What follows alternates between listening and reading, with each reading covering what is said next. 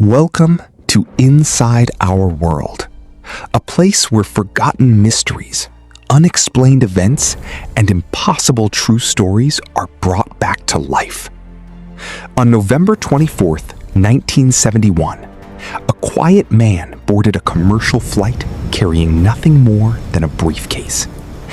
Before the day was over, he would hijack the aircraft, collect $200,000 in ransom money, and disappear into the night. No one knew who he really was. No one knew where he went.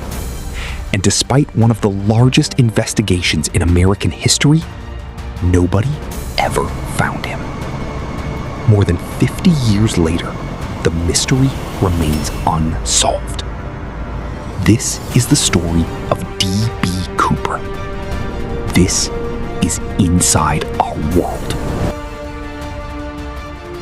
On the afternoon of November 24th, 1971, a man using the name D.B. Cooper arrived at Portland International Airport.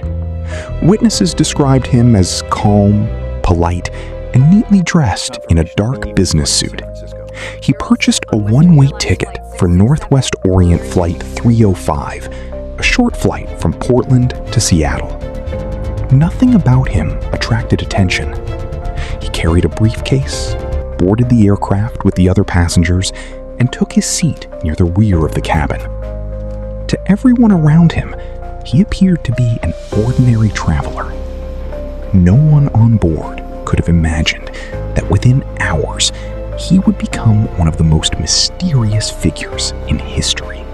As Flight 305 continued toward Seattle, D.B. Cooper sat quietly in his seat near the rear of the aircraft. Nothing about his behavior seemed unusual. He spoke politely, ordered a drink, and appeared relaxed throughout the flight. Then, shortly after takeoff, he called a flight attendant to his row. Cooper handed her a folded note. At first, she assumed it was a phone number from another passenger and placed it in her pocket without reading it. Cooper calmly leaned toward her and quietly suggested that she should look at the note. When she opened it, she found a shocking message. The note claimed that Cooper had a bomb inside his briefcase. In an instant, an ordinary flight became a hostage situation. The flight attendant returned to Cooper's seat and listened carefully as he calmly explained what he wanted. There was no panic in his voice, only complete control. To prove he was serious, he briefly opened his briefcase. The quick glimpse inside was enough to change everything. This was no longer a bluff.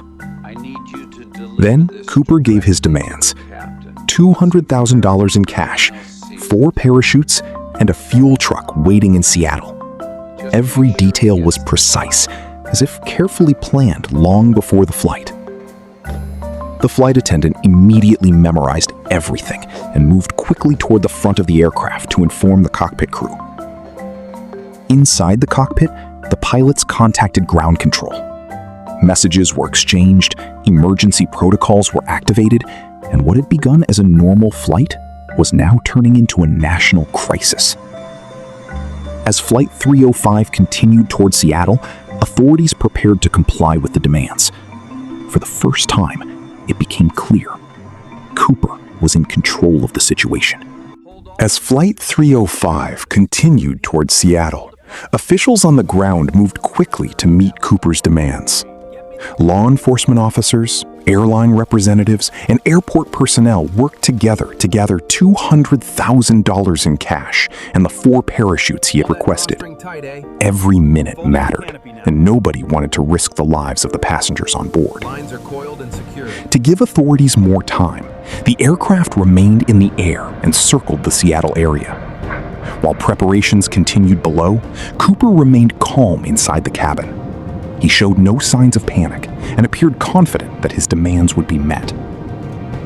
After several tense hours, everything was finally ready. As daylight slowly faded, Flight 305 began its descent toward Seattle-Tacoma Airport. The aircraft touched down safely, and rolled to a stop on a remote section of the airfield, away from the main terminal. Following Cooper's instructions, ground crews carefully approached the aircraft. The ransom money was delivered first, followed by the parachutes he had requested. Authorities knew the situation could change at any moment, so every movement was carried out with extreme caution. Cooper carefully inspected the items brought on board. Satisfied that his demands had been met, he made an unexpected decision. He ordered all of the passengers to leave the aircraft. I know, right? One by one, the passengers stepped onto the runway and made their way to safety. For them, the nightmare was finally over. But for the remaining crew members still on board, the most dangerous part of the hijacking had not even begun. With the passengers safely off the aircraft, only a small flight crew remained on board with D.B. Cooper. The hijacker had received the money, the parachutes, and everything else he had demanded. But instead of surrendering, he revealed the next stage of his plan. Cooper instructed the pilots to take off once again and fly south toward Mexico. He also provided specific instructions about altitude, speed, and flight configuration. The crew followed his orders while the aircraft was refueled and prepared for departure.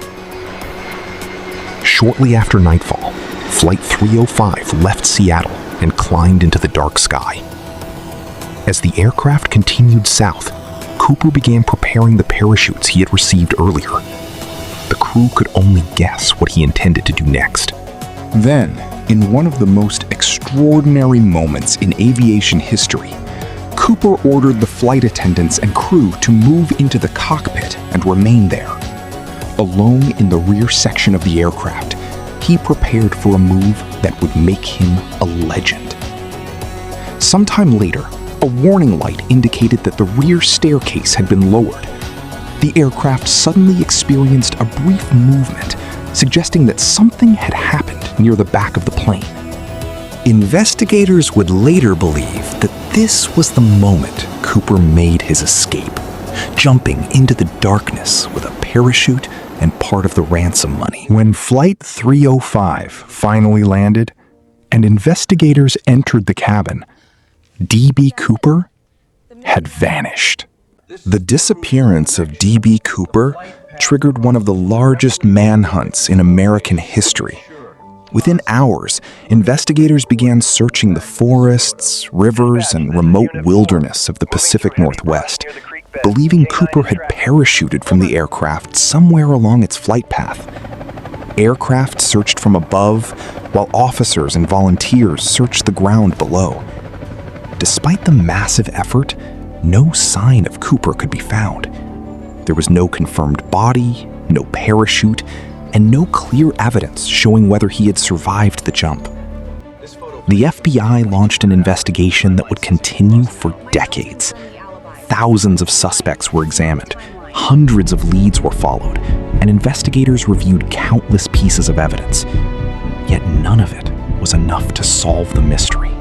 Years later, a small portion of the ransom money was discovered buried along the banks of the Columbia River. The discovery renewed public interest in the case, but it raised even more questions than answers. Did Cooper survive and escape with the money? Did he die during the jump and remain undiscovered? Or was there a piece of the puzzle investigators had overlooked from the very beginning? More than 50 years later, nobody knows the answer. The man known as D.B. Cooper remains one of the greatest unsolved mysteries in modern history.